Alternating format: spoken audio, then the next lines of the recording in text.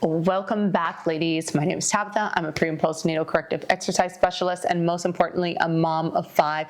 And today we are going over chapter 3 of the Husband Coached Childbirth book by Dr. Bradley. Now, if you are new here and you have not seen chapter 1 and 2, I did review chapter 1 and 2. So go ahead, you can click in the cards or in the description down below, and you can watch about chapter 2. Now, chapter 3 is going to be a little bit intense, so do not shoot the messenger, all right? I am just giving you the information from the book, and I will interject what some of my life experiences with delivering my babies as it sees fit within the chapter.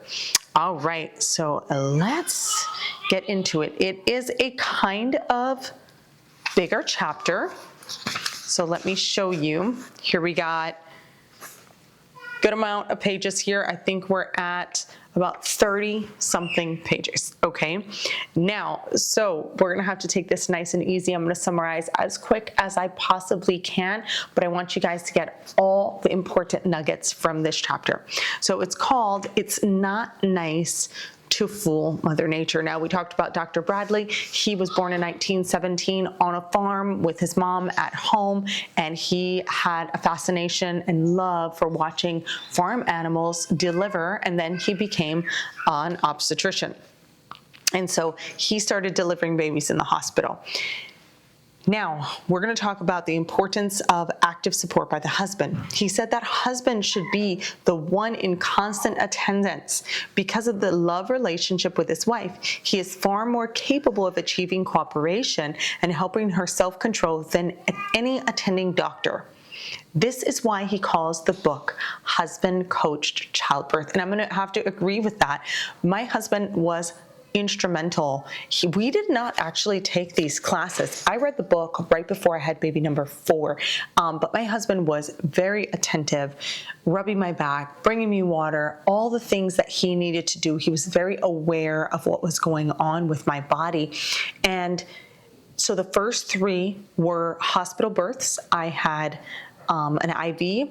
They gave me Pitocin for the first 2, and all 3 of the boys, the first boys, they gave me antibiotics because they said I had group B strep. For the 4th one, I wanted a home birth. We ended up going to the hospital, and I had nothing. No IV, no Pitocin, no antibiotics, absolutely nothing. And then for number 5, we had a home birth. During my home birth, my husband was the least attentive because he said that he just didn't see that I needed help. He was like, honey, you look so relaxed. It didn't even look like anything when we were in the hospital, which is true. So having an attentive husband is really, really key. Now, Dr. Marshall Kloss, the Department of Pediatrics, did a study, and it shows that mothers who have doulas, labor assistants, or husbands have shorter labors and are likely to receive less medication. And so Dr. Bradley says it's best to have the husband, but if you're not married, you're divorced or something like that, having a doula or someone else to support you is really important. So since the introduction of husbands in the training classes, his patients had a 96% unmedicated birth. And if you think about the ancestors, he explains, they all celebrated birth together as a family or extended family, and you should have the support, friends, family, a doula, as much as possible. So, okay, shh, sit down right here. So natural as in nature. The term natural implies the way it was done in nature, and anything that deviates this cannot be called natural. So I cannot say that my first 3 deliveries were natural at all, even though I did not receive an epidural. They were not natural because I had an IV, they gave me antibiotics, I was in a hospital bed, hooked up to all the stuff, and I was given Pitocin for the first 2. So nothing about that was natural. My 4th delivery and my 5th delivery could be considered natural because I had absolutely no medical intervention or medication with either of those deliveries. So that's what he's explaining. And I know that's a hard concept to accept because you want to be like, I had a natural birth, I didn't have an epidural, but we still got medication or Pitocin if that was you or someone else you might know. So have it your way birthing is what he calls these doctors that's like, whatever, anything you want, come on in, we'll give you all the drugs. It's changing the positions any way you want and forcing the baby to come early, and that would be through Pitocin. Now, these kinds of labors, if you don't do it the right way, you actually prolong labor. So he suggests that women assume the running position on her side, and this is to displace the uterus on the upward out of the pelvis area to allow the cervix to fully dilate. So when you're in a seated position or squatting position and your cervix has not fully dilated, you've got all that pressure and that weight right on that cervix. It doesn't allow it to relax. Not going to get the term correctly, but I recall a story, and my midwife talked about this, that if you got that constant pressure, your cervix can basically stall out and it will not dilate anymore, and then you get emergency C-sections. So the natural process works. The purpose of this is to have a baby, not to seek comfort. But ironically, the most comfort outcomes is doing the right thing, being in the running position and relaxing to allow your cervix to dilate. And remember, he says, the stronger the contraction, the sooner the baby will come. So you don't want to stop the contractions. You want to help your body get into contractions a lot easier. So anytime you deviate from Mother Nature, you will be sorry that you did. So he's going to talk about, I believe we have 8 whams here. 8, yes. We have 8 whams, like the big whammies of deviating from Mother Nature. So bear with me. These are going to be long, especially number 1. And this is the ill effects of drugs and medication on the baby. This is a hard pill to swallow for a lot of people, but again, don't shoot the messenger. And then I will interject my story of my childbirth experiences. Natural childbirth principles are a totally unmedicated pregnancy, labor, and birth. We want pregnant women to avoid taking any form of drugs in any doses at all before, during, or after pregnancy, which includes aspirin, cold remedies, nicotine, alcohol, tonic water, inhaled hairspray, even food with preservatives. That is a lot to take in, because all of those things, they tell you, right? You can't have tuna in a can, but they don't talk to you about the ill effects of over-the-counter medication. They're like, oh, Tylenol, aspirin, yeah, it's safe during pregnancy, when in fact it's actually not. There are studies that show that they can cause problems for the baby in utero. So a natural birth is a completely unmedicated pregnancy. And I can say that I did not do any of those things during pregnancy. Mine was in labor at the hospital, right? That made it unnatural. Women should be wary of all drugs because none of them are safe during pregnancy. Over-the-counter drugs have never been proven to be safe during pregnancy. Aspirin can change clotting properties of your blood. Tylenol can affect your liver. And think about why you need any one of these drugs. If you have a headache, is it because you didn't drink enough water? Right? Why is your stomach upset? Maybe you need something else. Healthy lifestyle changes can last a long time. And most drugs are just a short temporary fix, and you have to take them over and over again. So it's always better to choose the healthy option than go straight to the drugs. So we know that social drugs have problems. The fetal alcohol syndrome, the baby presents with symptoms just like Down syndrome. Smoking, first and secondhand smoke, have shown that the baby's heart may stop beating temporarily. Nicotine's effect on the placenta, it might have a yellow or dingy appearance. And you have to be even careful about the water you drink, okay? City water is not safe. It's full of all sorts of chemicals to make it potable so that you can drink it, but really it's loaded with chemicals and fluoride and chlorine. So something like chlorine, when it comes in contact with an organic substance such as a leaf, it turns into trihalomethane, if I said that correct, which increases miscarriages by 50%. So that's something that I've always been crazy about. since I went to undergraduate, I actually went to school for journalism, and I wrote for the student newspaper, and water was one of the things I wrote an article on. So I've been obsessed with clean water since I was in my late teens, early 20s, and I've always filtered my water. So you can do reverse osmosis. I've had a Berkey water filter. Those are not cheap, but it's worth it, and the taste actually makes a difference. So think about that. If it tastes different, it's better for you, then it's better for your baby. So some waters will put magnesium sulfate in the water, and magnesium sulfate is a powerful substance that is used to stop early labor. It is a muscle relaxant. That's the stuff that you take magnesium salt baths in. It's not good to have it in your water. Magnesium's important, but magnesium sulfate will slow labor. All right, food and what you put in your body is also very important. Cereals have ingredients that you don't understand and you would not want to eat. One ingredient is trisodium phosphate, TSP. It's a chemical that's used in heavy cleaning. That's probably not good to eat, and it's probably not great for your baby.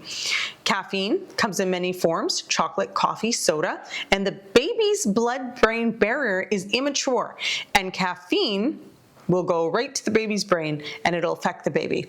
So some of the drinks that are not caffeinated, though, have phosphoric acid in them, and it has been shown to leach calcium out of your bones. So with the caffeine, oddly enough, when I'm pregnant, I cannot stand coffee and I cannot stand chocolate. And those are two things I absolutely love. So obviously it's nature's mechanism for me not to have caffeine.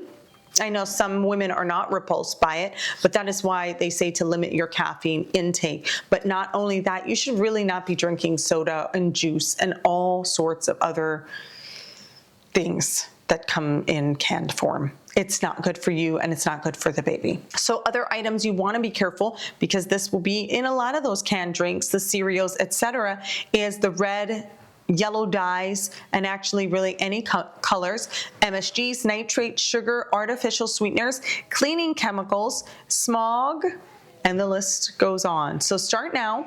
You learn about your safety and your environment and food. It's very important. We don't clean our house with toxic chemicals. I'm a baking soda vinegar lover. I will sometimes buy a couple different things, but for deeper cleaning, that's way on the safer spectrum. So you want to be clean, you want to be safe. And it says fathers-to-be should also avoid drugs, because 2 years prior to conception, they need to avoid it because it can affect the mother and baby. Not in this book, but really cool point that I learned is that men's sperm recycles and takes about 90 days to develop. And so what your husband is eating will have a direct effect on the quality of the sperm. So fathers being drug-free and healthy is also very important for your pregnancy. Another thing I learned, sorry, not in this book, that the DNA or from the sperm actually helps develop the placenta. So if you're really sick during pregnancy, it's likely from your husband. Very odd, but interesting, fascinating stuff. So drugs are a danger in early pregnancy, and it's the highest danger because it affects the fetus in early pregnancy. So herbs, over-the-counter drugs, teas, homeopathy, etc. You try to stay away from everything, because the placenta is not a barrier. For years, doctors thought it was a barrier, but really drugs and chemicals just go back and forth directly through the mother and baby throughout the placenta. The placenta can act as a one-way valve, selectively concentrating drugs in the baby. So mothers have the blood-brain barrier protection again, and babies don't. So if somehow all those drugs get concentrated in the placenta, that's really bad news for the baby. The blood-brain barrier is also immature in the baby for a very long time after birth. So another reason to stay far away from drugs and chemicals when baby is born, because you want to protect their brain at all costs. It doesn't say in here how long until it develops, but I'm sure that's an easy search. Canned tuna, we all know this. We can't have canned tuna because of the mercury content. So going into the drug era, historians of the future will undoubtedly look back upon the past era and refer it to as a drug era. The Pharmaceutical Research and Manufacturers of America estimate that 10,000 types of drugs are being manufactured in this country. Our favorite plea as advocates of natural childbirth is to imitate animals in more ways than just physical conduct of labor. We should emulate them also in not wanting to take drugs. I hereby predict that the next era, which we are on the threshold now, will be a drugless era. I think that the threshold is coming with the Mahalo movement. I think that a lot of us have woken up to how bad chemicals and drugs truly are. When you think about the ill effects of the chemicals or drugs on the unborn child, there are several ways that the wham will occur. The most obvious is a direct pharmaceutical effect of the drug itself. But then the drug may affect the fetus by way of a metabolite or a chemical change in that fetus. A third way the drug may affect the fetus is for it to alter the physiology of the mother, and it compromises the intrauterine environment of the baby, which is horrible. So yeah, you don't want that. Just stay away from the drugs, stay away from the bad stuff, eat natural food, stay as healthy as possible before, during, and after pregnancy. So local anesthetics, he says, there is no such thing. We talked about this in chapter 2 a little bit. The treatment of any drug is effective because it rapidly disperses throughout the body from that local point. They took scalp vein specimens from the unborn child, and it showed that no matter where a mother got an epidural or some local anesthesia, it affected the baby's bloodstream within seconds of the administration. And they said 3 minutes, by 3 minutes, guaranteed your baby has the effects of that drug. So all drugs cross the placenta. Lidocaine is one of the most commonly used ones in epidural agents. Labor and delivery, local anesthetics rapidly cross the placenta, and when used for epidural, it causes varying degrees of maternal, fetal, and neonatal toxicity. And that's on the FDA website. Look for lidocaine and epidural, and you can read what they have to say. It's really sad. I avoided that because I just had a natural instinct that probably wasn't good for the baby. So some of the effects of the epidural, which you talked a little bit about in chapter 2, is immediate slowing and irregularity of the fetal heartbeat, and it's visible on the electronic fetal monitor. It decreases the newborn's ability to suck, so breastfeeding will be difficult. Increased instance of jaundice. The baby's body, the liver has to work extra hard now to get the toxins out, so you're going to have jaundice. Reduced uterine efficiency in the mother, so her uterus is not going to be able to actually push the baby out properly or quickly. A drop in the mother's blood pressure. A rise in the risk of the baby of an adult drug addiction. That is crazy. There is also an increased instance of teenage suicide associated with epidurals. Prolonged labor, increased need for labor augmentation, additional need for forceps or vacuum extractors and cesarean sections, diminished muscle strength and tone for the first day or 2 of life, and problems with breathing and temperature with the baby. That is incredible. So you can read about that. It's in the AIMSusa.org. It's Doris B. Hare. Obstetric drugs, their effects on the mother and infant, the Encyclopedia of Childbearing. It came out in 1992, and that is www.aimsusa.org if you want to find more information, or buy the book. I'll have the link down below, and you can get all the research as he puts it in the book, and you can look it up. It's phenomenal. We don't know what the full-on long-term results of this are. I don't know if anybody studied it, but it definitely wasn't in the book other than what he noted here. Now, I can say, I talked about this in chapter 1. My first son, they gave me phenergan, and he came out purple. He had severe jaundice. They had to give him oxygen because he could not breathe, and they had to cut the cord early. And after reading this book, the first time, it literally put me in tears because I realized that I had not been given full informed consent and I had poisoned my child. He had a hard time nursing, and this was for the first few days of life. And we can go more into this on a different day, but he has all sorts of allergies, eczema, neurodevelopment delays that he had when he was a baby, and that also goes on with the vaccine plan and care and all of that. You just should stay away from it. From experience, it has not turned out well. And I wish I'd known about the phenogrin. I didn't ask for it. My husband asked for it, but I was so tired that I just was like, whatever. My fight was kind of over, essentially. I wasn't in terrible pain. I was just so tired for being up. I think I was over 30 hours awake.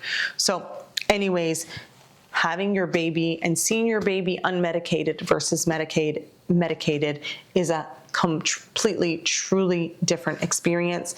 Like I said, baby number 2 or number 4 and number 5 were completely natural, completely unmedicated and unvaccinated. And the milestones that they've hit have been so fast, superior to all my other 3 children.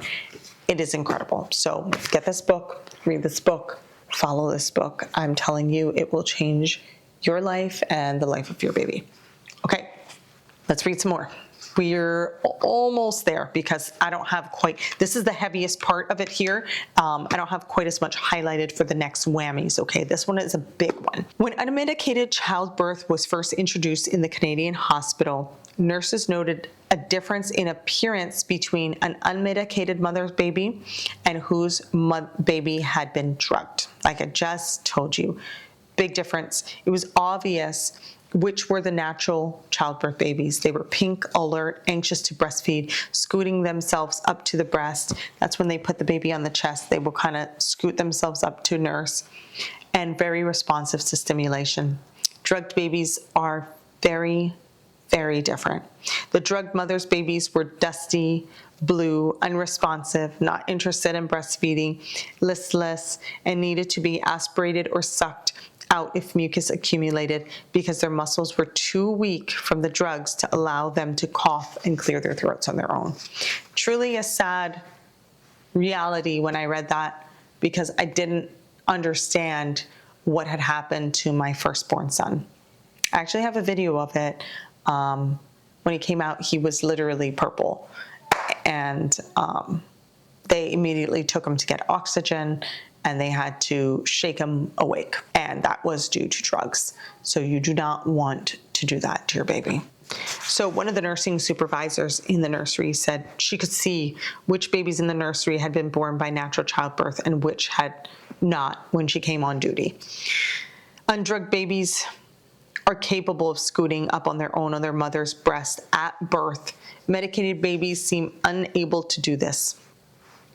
Also, audiometric technicians, they noticed that the immediate reaction of natural childbirth babies to this irritating sound, in contrast to the sluggish, weak, and delayed reaction of the babies from the drugged mothers. So something else I remember when I was trying to leave the hospital early with baby number 4, completely unmedicated, but in the hospital. And I was like, I want to go, let's go, let's get out of here. When my husband took her to go get the screening and test, they were shocked. They scanned her and they were like, wow, we've never seen a baby with this low of jaundice. And at the time I didn't really think about it, but later on I was like, oh, of course, it was the least jaundice they ever saw. She never got any drugs, no IV, no shots, nothing. It was completely natural, and she was 100% jaundice free. Amazing. The differences. So we're gonna move on. So he does say in this book, which I pretty much already said, no drug is possible. There is no drug without possible side effects. So you're gonna wanna weigh those risks and the benefits of anything you take. Now, there might be a situation where you absolutely need the medication. Oh, here he comes. Excuse the children in the background. They just all of a sudden came upstairs. So You're going to want to weigh the pros and cons of everything, because no drug is without side effects. But there are going to be situations that maybe you're in that you're going to absolutely need the drug. And so your life is very important, right? So you're going to have to weigh those risks and those benefits. So wham number 2. These are going to get much shorter, and we're going to speed through them now. The interference with successful breastfeeding due to the initial separation of mother and baby. So today's mothers may be more awake, but babies may still be affected. For example, the sucking reflex, again, suppressed by the drugs. Dr. Bradley feels that the non-sterility is one of the greatest benefits of breastfeeding. Bacteria is essential to for digestion to occur in the baby. Baby mice were fed sterile milk in an absolutely sterile environment and died. Could it be that common antigens from a harmless skin bacteria shared by pathogenic bacteria produce a cross immunity that accounts for the fact that breastfed babies are less prone to infections for the rest of their lives? Could it be? Maybe, maybe not. So keeping newborns warm naturally, a normal term natural childbirth baby gets all the warmth it needs from skin to skin contact with the mother. Isn't that amazing? Nature knows best, and the sudden chill at birth, coming from 98.6 degrees in the uterus to a 70-degree room, serves as a purpose of stimulating the expansion of the baby's lungs so that they can basically inhale deeply and cough out all that mucus. It's pretty incredible. I will note that when I had my natural births, my last 2, there was no such thing as nurses sucking mucus out of the babies at all. They came straight to me, and they stayed on me and nursed until the placenta was completely out and everything was no pulsing in my umbilical cord. And the baby did not need any tapping, no suction, no nothing. That was natural, without drugs. Incredible. So the next step following the birth is the warm contact with mother. The immediate contentment of baby is evidenced by the cessation of the crying when you start breastfeeding your baby. It's such a beautiful experience. It really is. So whammy number 3 is the interference with successful breastfeeding due to the poor sucking reflex. Every species of mammal, including humans, gives birth to babies with instinctual sucking reflexes. The human baby, if unmedicated, scoots up to the breast and latches on and starts nursing when it's ready to. Drug babies, again, show little or no interest in scooting up. Medicated babies may have dry mouth, which can interfere with latching onto the breast, and the dryness is because the drugs given to dry up the mother's stomach is to prevent vomiting. This, plus the lack of sucking, can interfere with the production of milk. Horrible, because you need that sucking stimulation, because the breast and the baby's saliva communicate back to back. So if you don't get that sucking from that newborn baby, or they can't suck and you don't have enough to give because you were drugged, that is going to cause breastfeeding hardship in the beginning. And with my first son, I had a hard time breastfeeding. With all the others, I did not. Natural breastfed babies, or natural birthed babies though, can breastfeed vigorously, no problem. So whammy number 4, which we don't deal with too much because times have really changed, and this is the effect of baby being separated from mom in the nursery. I know that they have NICU still, but they don't take babies away to the nursery anymore. But natural childbirth babies should stay with their mothers where they can be held, loved, and breastfed as much as possible. I call it kangaroo care, is where the mother and baby are skin to skin, and it makes a lot of sense and is very successful, even used with sick babies in the NICU. Bonding is important for mother, baby, and the entire family. So even if you have a baby in the NICU, try to get that skin to skin bonding, basically is what he's saying. So he makes a plea with pediatricians to let the mother room in with the baby by early discharging if she had no drugs, breastfeeds, and has help at home. yeah, again, we're not dealing with normal nurseries anymore, but as soon as you can get that baby home and just constantly on you, skin to skin and in a relaxed environment, the better it is, because who likes to deliver in a hospital? Oh, it's terrible. And maybe we can have a talk about this another day, of all the different experiences that I had and which was the most beautiful and the best. So wham number 5 is the effect of the mother whose baby is separated from the nursery. Again, we don't deal with this too much, but the bonding is essential, and you should have no separation of baby and mom. Major alterations of maternal behavior might result from the permitting the mother of a healthy term infant to have extensive, close contact with her infant in the early hours, days of life. Our brains change, right? We become moms. So having that baby there is going to make sure that our brains are altered to take care and nurture the baby. So in a book by Dr. Ashley Montague, it's the book called Touching the Human Significance of the Skin. This skin-to-skin contact with the baby applies in the same fashion to connect with the father. So make sure dad also gets skin-to-skin contact. Wham number 6 is prolonged labor. One of the nicest for the baby and the parents effects of unmedicated, husband-coached natural childbirth is the phenomenal shortness of labor. I can attest to that. Very quick. Very, very quick. I think with number 5, it could have been quicker. We can get into I'll post my birthing story, and once I do it, I will put a link up here. We could talk about how all my birthing stories were different and how quick they were, but all of them were pretty fast. So the fear created from the unknown is causing tension with moms and leading to pain. We should not have fear. Untrained, unprepared mothers tend to be tense and frightened, which interferes with the progress of labor. They are playing the internal tug-of-war with their own uterus and delay the action. Other mothers, from fear, excitement, or erroneous training, tend to over-breathe or hyperventilate, which causes long, drawn-out labors. And drugs common today, such as epidurals, also prolong labor. So we don't want to prolong labor. Who wants to do that? We just want to have that baby be done, right? And enjoy that little baby. In the absence of drugs, the presence of preparedness, nature is efficient.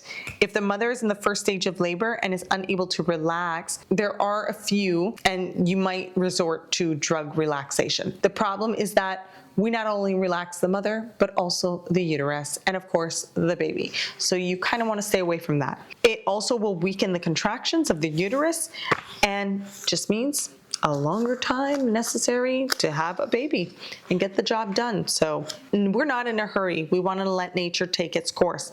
A doctor who is in a hurry does not belong in the field of obstetrics.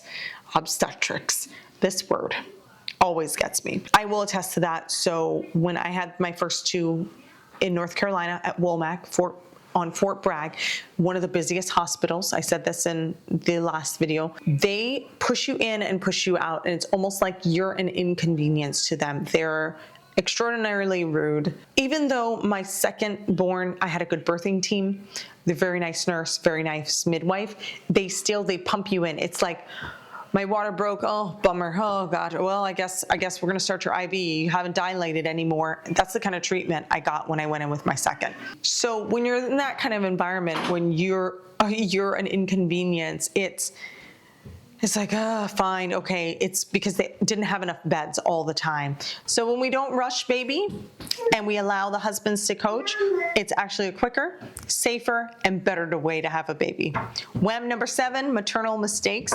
There are human mothers still dying from childbirth, even in our enlightened, medically advanced society. Obstetrics and Gynecology in December 2005 reported that the United States was in 13th place in the world. In September 2006, moms who chose an elective cesarean have a 3-fold higher risk of mortality. No, thank you. No, thank you. So So natural childbirth is not only the shortest, happiest, and cheapest way to have a baby, but it's also the safest. Over 46 years and over 23,000 babies, he had 0 maternal mortality rates. And this is with him having a high concentration of high-risk patients. He has some good patient stories in here that you can read about, which I highly recommend. So it kind of eases your fear of natural childbirth. The immediate breastfeeding, spontaneous passage of the placenta, and the good uterine contractions stimulated by breastfeeding play an important role in preventing bleeding problems. So he wants to assure you again that there's no safer way of conducting a childbirth than what this book teaches.